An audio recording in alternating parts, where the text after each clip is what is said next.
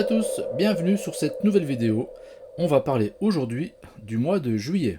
Je vais vous détailler les différents mouvements que nous avons eus sur le PEA. On va checker l'évolution du portefeuille durant tout le mois de juillet. Et on va rentrer un petit peu plus dans le détail au niveau de l'action Stellantis. Mais tout d'abord, pense à t'abonner pour m'accompagner sur l'évolution de cette chaîne. Et si tu veux franchir le pas, ouvrir un PA, n'hésite pas à profiter de mon code de parrainage sur Boursobank qui se trouve dans la description. Nous avons en plus une super offre qui sera valable jusqu'au 27 août. Donc 120 euros de prime donc pour ma part et 220 euros de prime de parrainage pour vous. Donc si vous voulez en profiter, n'hésitez pas les amis.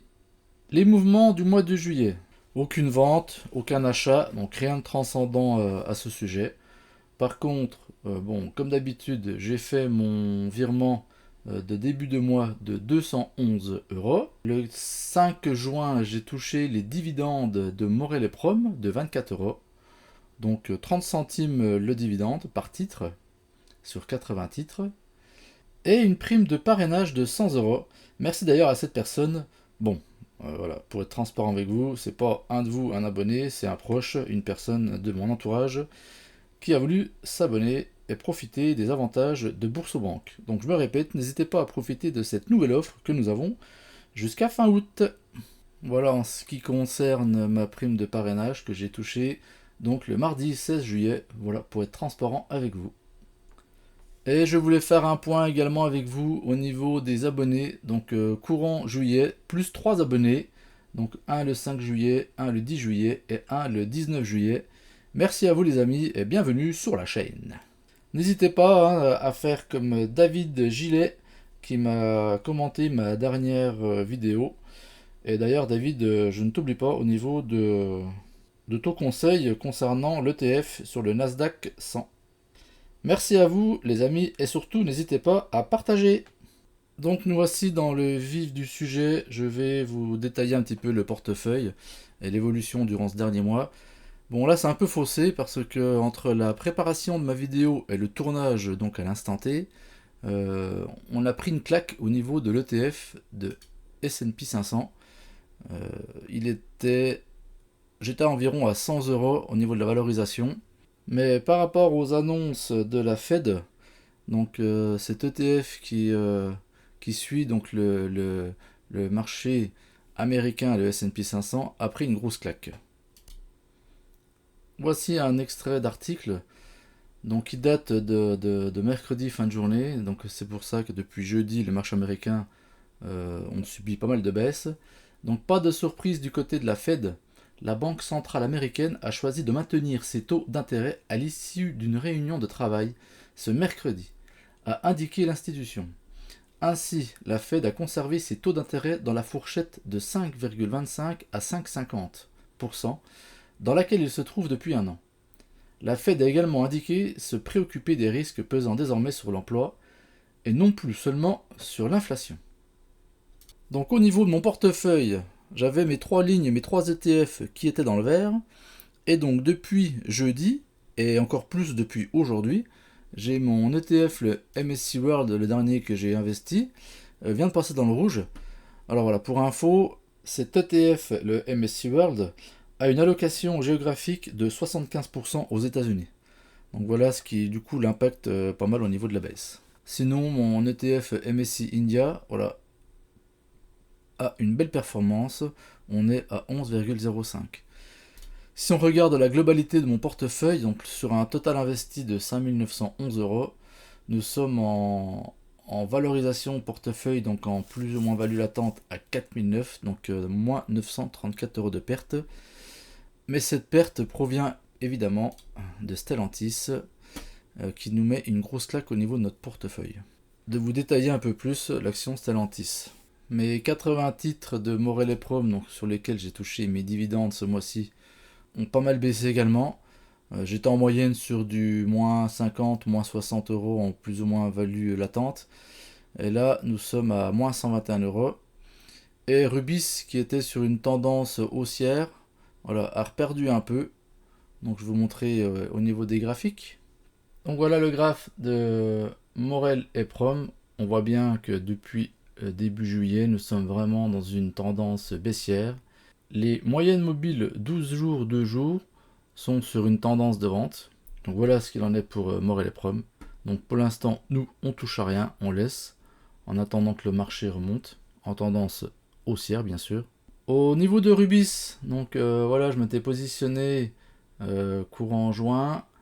On a subi une grosse baisse suite aux dividendes versés. On a rebondi sur ce trade et depuis, donc quasiment début juillet, nous sommes sur une tendance haussière. Donc on attend en espérant que le titre remonte sur des plus belles valeurs, bien sûr. On ne touche à rien. Voilà, concernant Stellantis, donc là c'est la cata. Je me suis positionné sur mes premiers achats le 21 mars, donc quand nous étions sur une tendance haussière et que c'était ouvert à l'achat par rapport aux moyennes mobiles. Donc je m'étais positionné sur le prix de l'action à 27,01€ et j'avais acheté donc le 21 mars 50 titres. 2-3 jours après, allez bing, on passe sur une tendance baissière. Ça a chuté pendant 2 mois. Je me suis de nouveau repositionné sur le titre le 2 mai où j'ai racheté 20 titres à 20,29€, donc 7€ de moins, ce qui m'a fait descendre, parce que bon, j'avais mon montant unitaire de l'action, donc j'étais à 27,01€ de base, et en me repositionnant au mois de mai, ça me l'a fait chuter à 25,21€. Donc là, on voit le cours de l'action a cassé 2 trades, cassé le deuxième. Là, on est actuellement à 15€ l'action. Donc je me dis, pourquoi pas, s'il atteint vers les 10-12€, me repositionner à nouveau pour redescendre. Donc pourquoi pas me repositionner sur un certain prix, ce qui me permettrait de rebaisser mon prix de revient. Sachant au niveau du site Bourse-Banque, le consensus des analyses a été réduit. Il était courant, je sais plus, début juillet, je crois, juin-juillet, au-delà de 30€ comme objectif sur les 3 mois. Et là, ils l'ont descendu à 22€. Donc l'idée, évidemment, c'est de descendre mon prix de revient en dessous des 20€. Là, comme je vous l'ai dit précédemment, actuellement, je suis à 25,21€. Ce qui me permettrait d'avoir une cible plus facilement atteignable sur du court terme et non attendre sur du long terme, que l'action remonte à sa vraie valeur. Donc pourquoi nous en sommes... pourquoi le titre Stellantis en est là? Donc voilà, en direct, pendant le tournage, les amis. Au début du tournage, le titre était à 15€ et des poussières, et là voilà, on vient de passer la barre des 14€ et quelques. Donc comme je vous disais, pourquoi on en est là? Donc Stellantis, recul des ventes semestrielles et des résultats opérationnels courants. Stellantis a généré au premier semestre un chiffre d'affaires de 85 milliards d'euros, en baisse de 14% en glissement annuel, et un bénéfice net de 5,6 milliards d'euros, en baisse de 48% en glissement annuel. Le bénéfice par action dilué ajusté a reculé de 35% en glissement annuel. Le résultat opérationnel courant a chuté de 40% à 8,46 milliards d'euros, représente une marge de 10% contre 14,4% un an auparavant. La baisse de nos résultats financiers au premier semestre 2024 est principalement due à un recul des ventes et à une évolution défavorable du mix, explique Stellantis. La baisse des volumes accentuée par une comparaison difficile avec les résultats du premier semestre 2023 résulte d'un ensemble de mesures de réduction des stocks et de pénurie temporaire de production due à une période transitoire de renouvellement de produits clés et d'une diminution des parts de marché, particulièrement en Amérique du Nord, ajoute la société.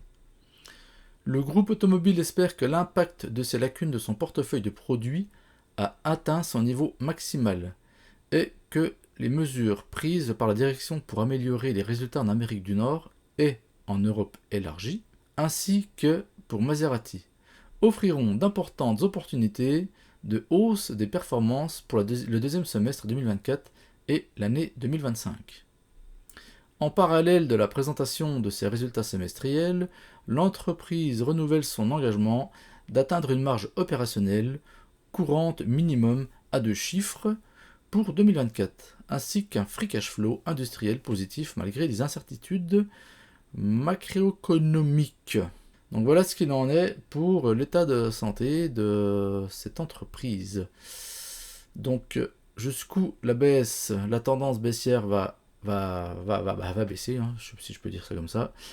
On verra bien. Donc en attendant, on va suivre au niveau du graphique.